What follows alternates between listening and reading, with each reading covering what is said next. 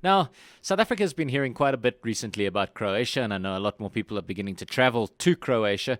It's a destination in Europe that's perhaps a little bit cheaper than some of the other places, and the beauty of Croatia is also attracting people because it's got a lot of kind of medieval towns. There's some nice points of history, and of course, it's very, very attractive. Now, one good way to see Croatia is to actually cruise it.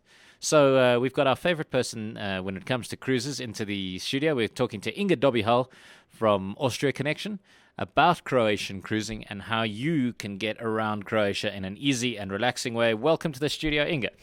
Well, thank you very much for inviting me. And I really must say, yes, I simply love talking about cruising in Croatia because it is just absolutely the most wonderful way to experience the country.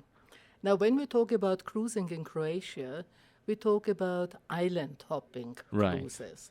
There's a huge difference because on these island hopping cruises, you cruise for a while, then the boat stops in a picturesque bay for a swim, you carry on, you land on an island, you go on shore, you in the afternoon again carry on cruising, have a swim in another picturesque bay, and in the evening or late afternoon, the boat arrives at a particular harbor in a small town, and then you have got a chance to see that little town as well. So there are lots of activities. It's not just cruising and sitting on the boat and doing nothing.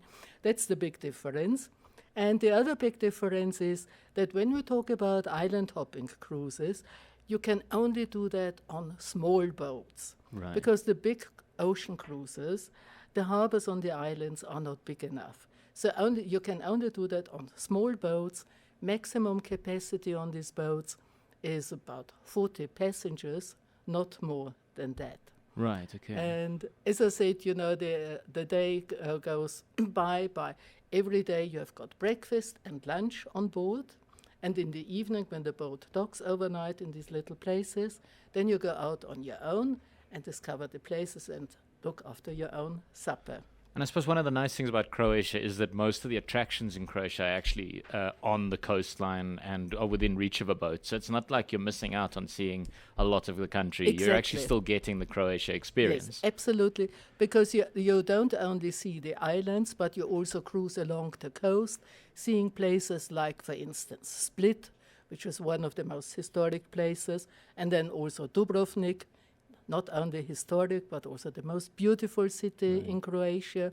So you see important cities along the coast as well as the islands, which are supposedly to be some of the most beautiful islands of the Mediterranean area. Right, okay. So what's the best time to go to Croatia if you're going to start thinking about cruising? Well, basically the cruises operate actually from as early from mid of April until the last cruise departs in mid-October.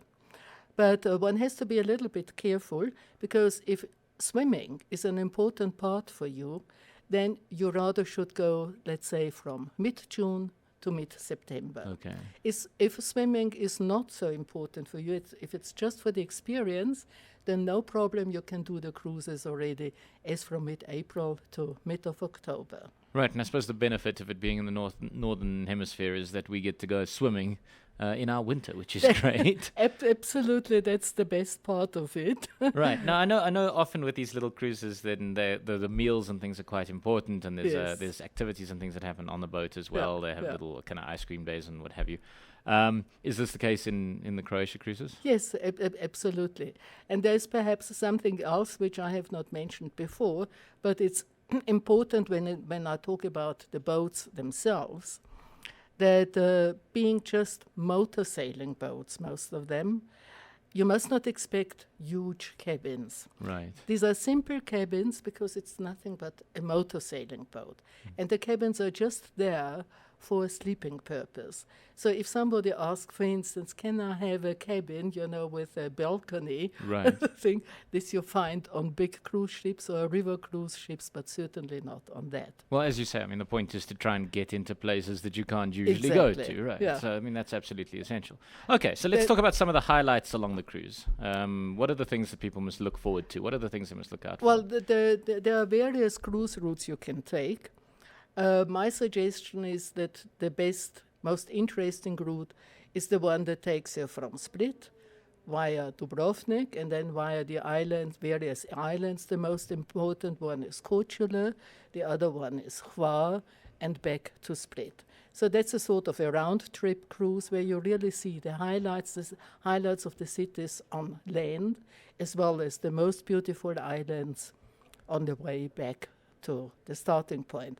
There are also other cruises you can do, a cruise starting and ending in Dubrovnik, but that one does not take as far up to Split.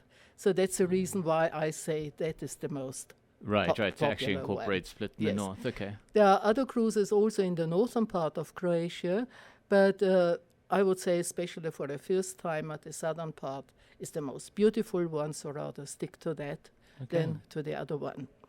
There's one other thing that I also want to mention, because I said, the cabins are very simple. Oh, right. Everything is very, very simple on a motor sailing boat.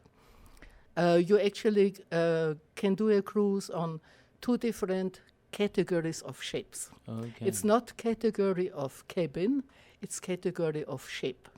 You get a category A ship, where all cabins will have bunk beds. Now, bunk beds is not necessarily everybody's cup of tea. Right. Then you can choose the category A plus boats, where all cabins have either twin or double, in other words, no bunk beds. Cabins are also slightly bigger and also air-conditioned, which category A is not. Okay. But then I must also say that many people say maybe that's a little bit too rough for me. So we also cater with cruising in Croatia, also for the more luxurious orientated people. So you can do the same island hopping cruise with the same idea, same itinerary, but also on a luxury ship. Right, and obviously the prices vary The accordingly. price right? is variable. It's still the same size of boat, not more than 40 passengers, but the cabins, everything is more luxurious. Right. The table setting is more elegant, for lunch or for breakfast, etc. So there is a difference, and you can have it both. And then I think also very interesting is a specific type of cruise, which is a cycling cruise. Have you Okay. ever heard about that? Right, yes. So that is for somebody, obviously, who is keen on cycling. It's the same type of cruise, same sort of itinerary. What happens is when you arrive at that island, you cycle with your guide you cross the island. Whilst you're crossing the island by bike, the boat goes around, picks you up at the other end of the island, and you carry on cruising. It's actually probably the advisable way to do it, given how much good food you're going to be eating. Yes, absolutely. Almost But a- it has got it's a fantastic holiday also for family. Just imagine a family with 2 Right. active children, swimming, cruising, cycling. What more do you really want?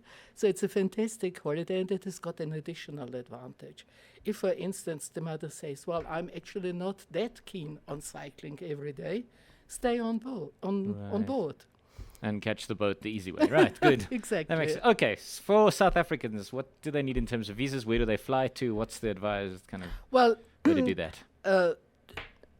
You can fly into Croatia, into Zagreb, but Zagreb is far from the sea. A lot of people, what they're doing, actually do a sort of a combination of a self-drive holiday, perhaps starting in Zagreb, going via the main inland highland in Croatia, which is the Plitvice Lakes. Okay. So driving from Zagreb via Plitvice Lakes down to Split, return the car, and then do a cruise. Alternatively, if you don't want to do that, you can fly directly into Split, or you can fly directly into Dubrovnik. So reaching these places, it's absolutely Okay. no problem whatsoever.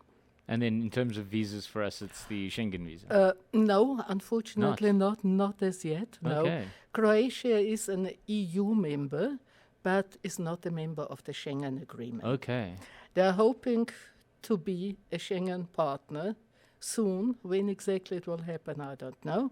So for the time being, you do need a visa for Croatia, But there are certain possibilities that make it easier for you. For instance, if you do have a Schengen visa that is valid over the whole period that you will be in Croatia, then you don't need separately a Croatia visa. Okay. But one has to be careful, because what it means is you have to stay before your Croatia stay in a Schengen country and after your Croatia stay in a Schengen country.